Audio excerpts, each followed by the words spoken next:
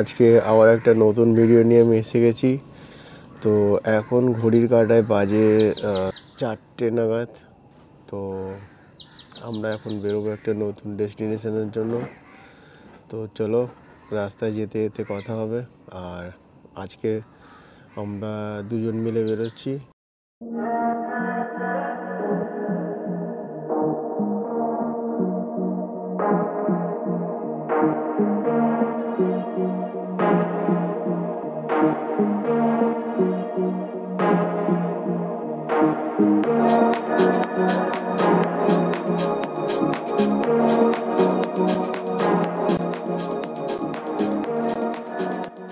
এই সকালবেলায় আর এই যে বেরিয়েছি, এতটাই ঠান্ডা লাগছে।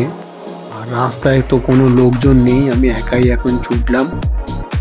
তো এই যে সকালবেলায় বাইক চালাতে মোটামুটি রাস্তা ফাঁকা থাকার জন্য খুবই ভালোই লাগে। আর একটা আলাদা রকম ফিলিং তৈরি হয় মনের মধ্যে। বন্ধু এখন আমার জন্য ওয়েট করছে, আর আমি তার সাথে এখন গিয়ে মিট করব। তো গাইস, চলো একবারই একদম বন্ধুর সাথে গিয়েই দেখা করছি, কারণ রাস্তাটা অনেকটাই দূর আছে। চলো দেখা যাক।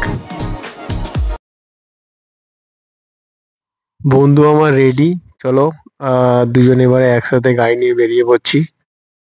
আর অ্যাকচুয়ালি আমরা আজকে যে ডেস্টিনেশনে যাচ্ছি সেটা খুবই একটা রোমাঞ্চকর জায়গায় যাচ্ছি।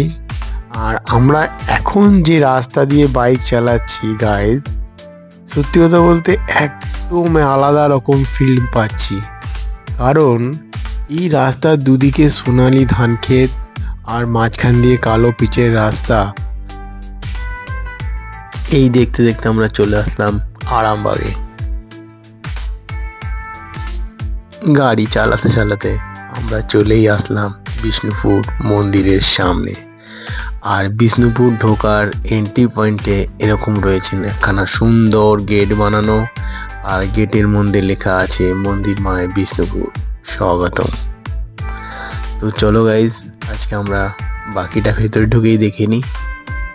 ঢুকতেই চোখে পড়লো মল্ল রাজার এই গেট, আর এই গেটের পাশ দিয়ে রাস্তা। চলো আমরা ভেতরে ঢুকি রাসমঞ্চে যাওয়ার জন্য। আমি এক এক করে দেখাবো। প্রথমে আপনারা যাত্রাকে এসেছেন, এটা কিন্তু কোনো মন্দির নেই, এটা হচ্ছে রাসমঞ্চ। রাসমঞ্চকে বানানো হচ্ছে না স্যার, এটা 3টা আর্কিটেকচার নিয়ে তৈরি করা হয়েছে। ওপরটা লোক মিশরীয় পিরামিড আঁকেছে, টেপ পিরামিড আঁকেছে। আর মাঝে হচ্ছে 4-5 যেমন মাটির বাড়ি 4চালা বাড়ি হয়, 4-5 4চালা আকৃতির, বাকিটা 2চালা আকৃতির। আর উগলে যে গোল গোল যে দরজাগুলো দেখতে পাচ্ছেন স্যার, এগুলো মোগল স্থাপত্য। আর এই যে তলের যে বেসটা বানাচ্ছে, বেসটা হচ্ছে মাকড়া পাথর দিয়ে বানাচ্ছে, ইংরেজিতে যেটা হচ্ছে ল্যাটেরাইট পাথর। এটি বিষ্ণুপুর রাজা মল্ল রাজা বীর হাম্বি 1600 খ্রিস্টাব্দে রাসমঞ্চ বানান, 1600 খ্রিস্টাব্দে। আর এই রাসমঞ্চ মধ্যে যে গোল গোল যে ডোরগুলো আছে 108 ডোর আছে পুরোটার মধ্যে। যার প্রথম লাইনটা দেখুন পর করে 10টা সাজান আছে, তারপরে আবার 10টা, তারপরে 5টা, 3টা, 1টা, এইভাবে টোটাল 100টি দরজা সাজা আছে। সমস্ত রাসমঞ্চে চুনসুটি এবং টালি দিয়ে চোখেছে, এবং একটি সাইডে পিলান আছে, কোনো রড বা সিমেন্ট বানানো হয়নি। এটা যখন হয় না, তখন দিল্লির সম্রাট যখন আকবর ছিলেন, আকবরের পিরিয়ডের সময় এই রাসমঞ্চটা আমরা বানানো হয়। এই ইতিহাসটা স্যার আমি উপরে উল্লাস। আমাদের গাইডটা এখন আমাদেরকে উপরে নিয়ে যাচ্ছে, কিছু আরো কিছু বোঝাবে। তো চলো গাইজ, উপরে গিয়ে কিছু শুনি বক্তব্য। এখানে একটাই কেবল টেরাকোটার কাজ, প্রত্যেকটা জীবন দুটো করে লোক আসতে। এরপরে যে সমস্ত মন্দিরগুলো আমরা যাবো, রামায়ণ, মহাভারত, কিসেলা, অসাধারণ কাজে, সেই সমস্ত মন্দিরগুলো আমরা এক এক করে যাবো। এই সমস্ত কিছু দর্শনীয় স্থানগুলো দেখার জন্য আমরা আজকে একটা গাইড নিয়ে নিয়েছিলাম, আর তিনি আমাদেরকে সমস্ত কিছু বোঝালেন, রাসমঞ্চের ব্যাপারে কিছু বললেন, আমরা শুনলাম। এরপরে আমরা চলে যাব একটা গোবিন্দর মন্দিরে।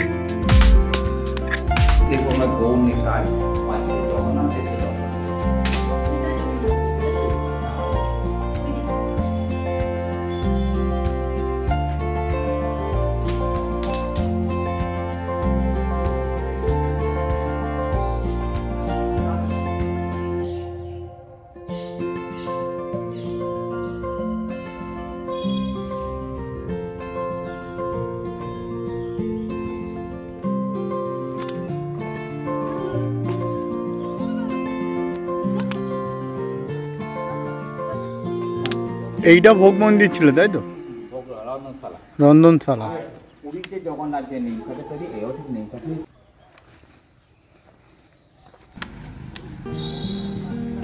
আর একটা এই যে গেটটা থেকে বেরিয়ে এলাম স্যার, এই গেটটাকে হচ্ছে নহবত থানার গেট বলা হয়। আর আমরা এইভাবেই টেরাকোট মন্দির দেখতে দেখতে আমরা এখন এই নহবত গেট থেকে বেরিয়ে পড়ব।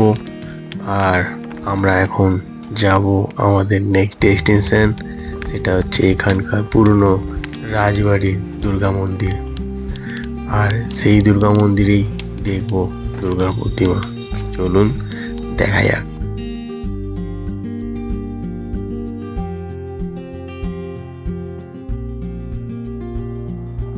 এখনো প্রথায় আছে যে এই দুর্গা মন্দিরের অষ্টমীর দিনকে কামান ফাটাবার পরে সারা বিষ্ণুপুরে অষ্টমী পুজো চালু হয়। এখানে যে এই মূর্তিগুলো দেখা যাচ্ছে, এগুলো এখানকার একটা খুব বড় শিল্প, এটাকে ডোগরা শিল্প বলা হয়। আর এই শিল্প সাধারণত এই বিষ্ণুপুরেই দেখা যায়, অন্য কোথাও আপনি দেখতে পারবেন না। আর এর সব থেকে বড় মূল খাস ব্যাপার যেটা, এইখানে যে মূর্তিগুলো বানানো হয়েছে এগুলো তামা, পেতল আর কাঁসা তিনটে ধাতুকে গুলিয়ে এই শিল্পগুলো তৈরি করা হয়। আর একেই বলা হয় ডোগরা শিল্প। এগুলো খুবই এখানে সস্তায়, আপনি বাড়ির জন্য নিয়ে যেতে পারেন, খুব ভালো। বেশ অনেকটা জায়গা নিয়েই এই দুর্গা মন্দিরটা রয়েছে। আমরা এখন যেটা দেখছি সেটা হচ্ছে দলমর্ধ কামান। আর এই কামান কে বানিয়েছিল, কত সালে বানিয়েছিল, সেটা আমাদের গাইড দাদা থেকে আমরা শুনে নেব। চলো গাইজ, শুনে নেওয়া যাক।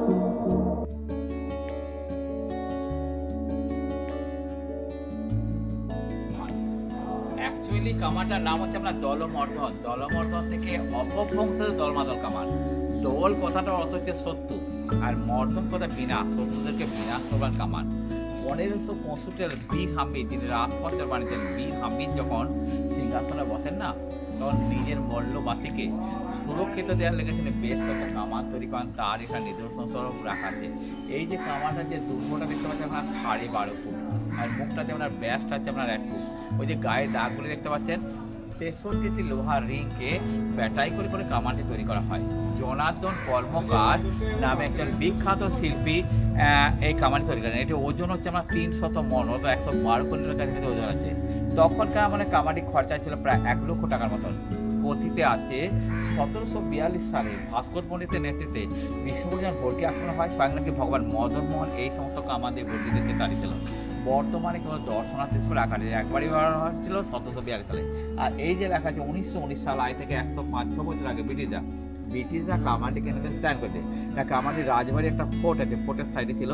1919 সালে কামানের স্ট্যান্ড করে। কামানের গোলা বারুদ সব সামনের দিকে পড়ে গাদা কামান।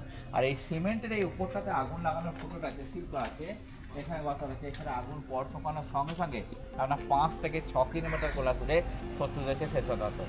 জনার্দন কর্মকার যে 3টা কামান তৈরি করেন, তার একটা দেখতে পাচ্ছেন বিষ্ণুপুরের দলমাদল কামান, আর একটা আপনার মুর্শিদাবাদ আছে জাহান কথা কামান, আর একটি আপনার বাংলাদেশের ঢাকা থেকে আপনার খালিকা কামান। এই 3টা কামান হচ্ছে জনার্দনের নিজে হাতে তৈরি। ওনার কামানের মধ্যে এমনই বৈশিষ্ট্য না আজও পর্যন্ত কামানের মধ্যে হ্রাস পড়ে। এত রোদ পাচ্ছে, জল পাচ্ছে, কুয়াশা পাচ্ছে, খোলা আকাশে পড়াচ্ছে, কখনো হ্রাস পড়তে কামানের মধ্যে। এইটাই একটা মেন বৈশিষ্ট্য। যদি 20 বছর পরও আসে একইভাবে চকচকা। বিষ্ণুপুরের আরো একখানা দর্শনীয় স্থান হচ্ছে এই ছন্নমস্তক কালী। আর আমরা আজকে এসেছি এই ছন্নমস্তক কালীর মন্দিরে। আমরা আমাদের যে গাইডরা আছে ওনার কাছ থেকেই আমরা শুনে নেব যে ছন্নমস্তক কালীর সম্বন্ধে, আর উনি যে এখানে জাগ্রত সেই ব্যাপারে কিছু জেনে নেব। চলুন ওনার মুখ থেকেই তাহলে কথাগুলো সব আমরা শুনি।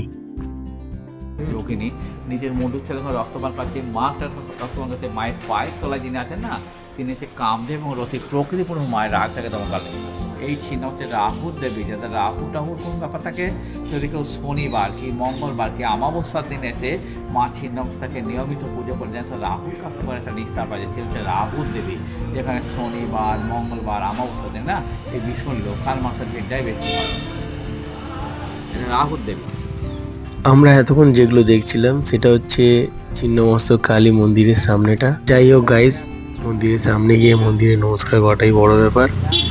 গেট থেকে বেরিয়ে আসার পরে বড় বড় পোড়া মাটির ঘোড়া দেখতে পাওয়া যায়। নিশ্চয়ই এগুলো কোনো মানতের জন্যই হয়।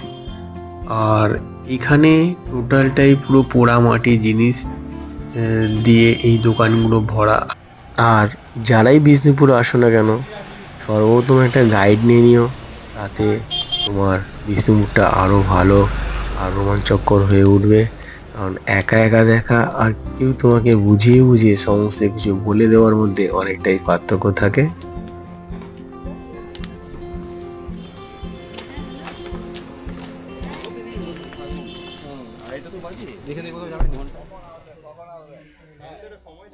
আমরা এখন যে মন্দিরটার সামনে রয়েছি এটা পঞ্চরত্ন অথবা এখানকার লোকাল লোকেরা বলে শ্যাম রায় মন্দির।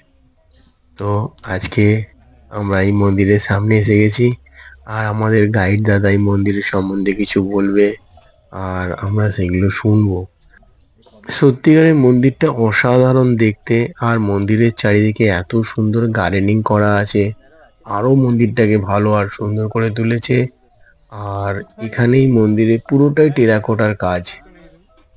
আর ঠিক মন্দিরের অপোজিট সাইডে মানে সামনের দিকে এইরকম দুদিকে সারিবদ্ধভাবে মাটির কাজের সমস্ত রকম কিছু আপনি দেখতে পাবেন, সবগুলোই পোড়ামাটির। আমি এখানে একজনের সঙ্গে একটু কথা বললাম, এক দিদির সাথে, আর সে কি বলছে একটুখানি শুনে নিন। এই কাপগুলো কি সব মাটির? আর এই যে পুতুলগুলো যে মূর্তিগুলো রয়েছে সবই পোড়া মাটি। সবই পোড়ামাটির। আপনারা বানান না কিনে নিয়ে আসেন? আর কিছু বানানো থাকে, কিছু কিনা থাকে, সবই বানালে আর বিক্রি হবে। এখানেই সব হয়। ওই যে মাঝে যে দুর্গার মূর্তিটা আছে ওটা কত দাম আছে? এই সেটটা হ্যাঁ, এটা আপনার আছে 600 600 টাকা।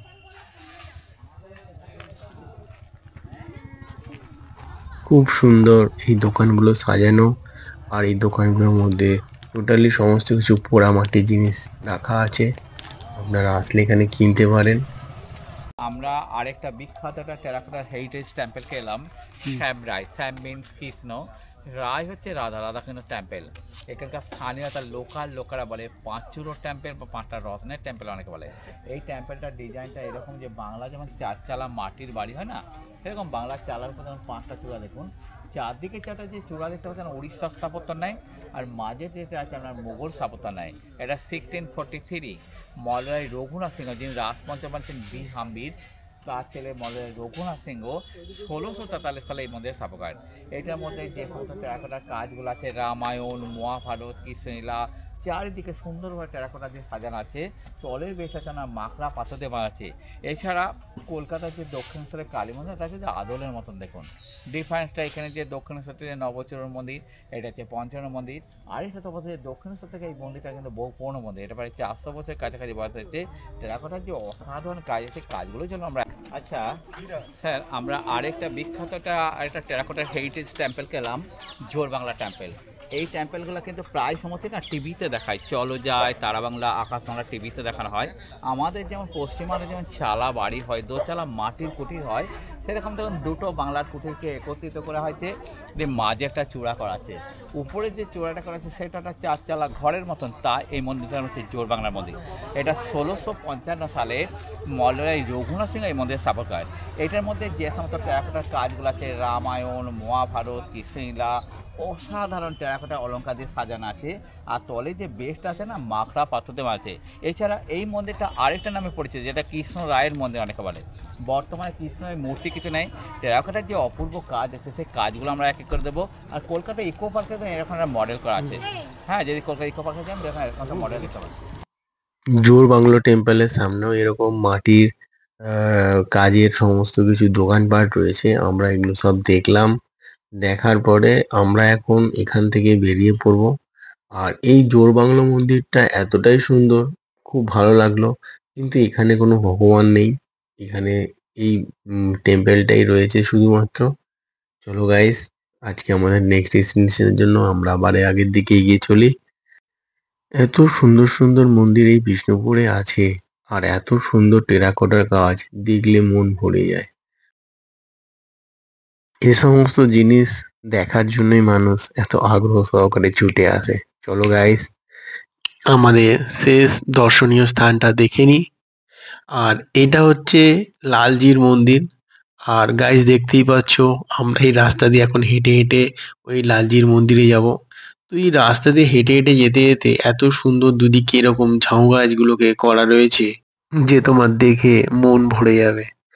আর আমিও এরকম একটা ফিল নিতে নিতে হাঁটতে থাকলাম আগের দিকে। আর গাইস, আমাদের গাইডদা আর শুভঙ্কর বাবু দুজনই একটা মজা হেঁটে চলেছে, আমি পেছনে পড়ে গেছি।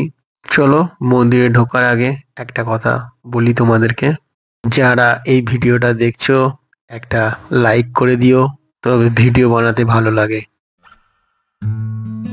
এটি হচ্ছে লালজির মন্দির, আর এটা হচ্ছে লালজির মন্দিরের রন্ধনশালা। আর এই সামনে এখান থেকে জল তুলে নিয়ে গিয়ে রান্না করা হতো। প্রতিটা মন্দিরেই এরকম রন্ধনশালা করা আছে। বিষ্ণুপুরের প্রতিটা মন্দিরই এত সুন্দর করে সাজানো যে তোমার খুবই ভালো লাগবে। তো বন্ধুরা, আজকে আমার টাইম শেষ। তো আমাদের দর্শনীয় স্থান সব কমপ্লিট করে নিয়েছি। আর আমরা এইভাবেই আজকে আবার এই বাহির হওয়ার গেট দিয়ে বেরিয়ে পড়বো।